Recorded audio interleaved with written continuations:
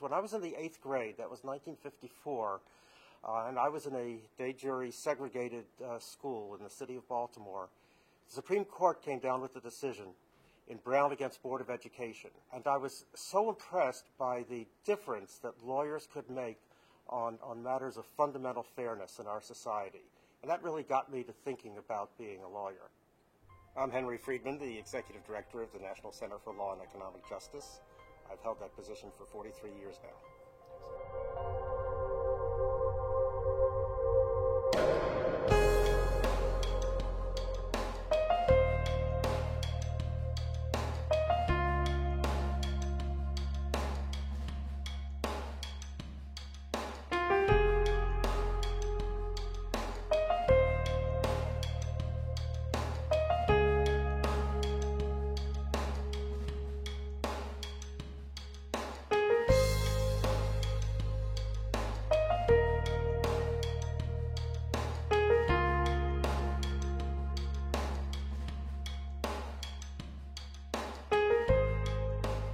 Well, it's very much a part of his DNA. I mean, Henry is a quiet person, very, very smart, but quiet, but very, very determined and very passionately concerned about economic justice, and always has been, as long as I've known him, from the very, very beginning. Well, I just have thanked my lucky stars on behalf of all low-income and minority people in this country that Henry dedicated himself to this field.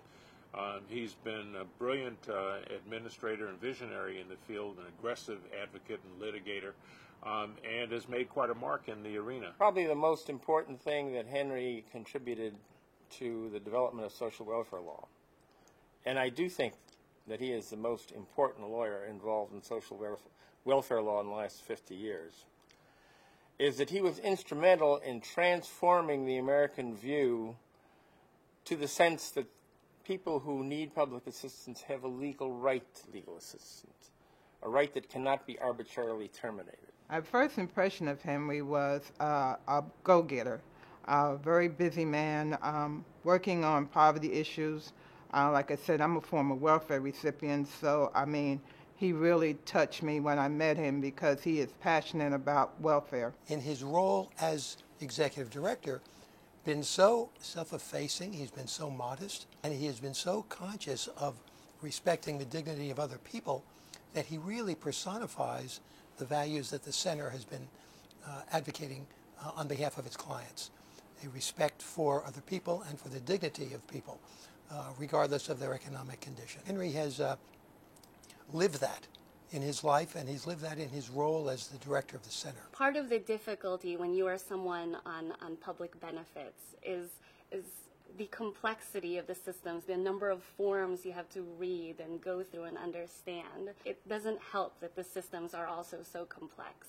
So NCLEJ helps make sure that those systems are fair, that people are able to take advantage of those opportunities that will help them get themselves back on their feet or get out of poverty. I'm sure anyone who talks to you about Henry and the NCLEJ will talk to you about Goldberg v. Kelly. I think that when you understand the work that the NCLEJ does and the many opportunities for Goldberg to be invoked on behalf of individuals who are threatened, Goldberg v. Kelly is the case that is used again and again, even today, to ensure that they have their due process rights. It was in the fall of 1995 that I got that phone call from Henry with, well, we have the good news and the bad news. The Gingrich Congress has said all our money is gone, including the money we were expecting next week. Well, what's the good news? And he said, well, the good news is we have no more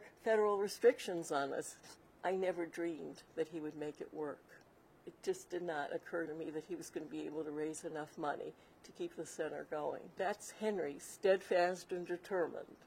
If he sets his mind to do something, he's going to do it, and he did. He has been a force of nature in maintaining NCLEJ as really one of the foremost institutions in terms of continuing to be a resource and continuing to take on both big cases, hard cases, and be a major force in the field. Due process gets to basic issues of fairness, of treating people with dignity, of considering that each individual has his or her own story to tell and should be heard.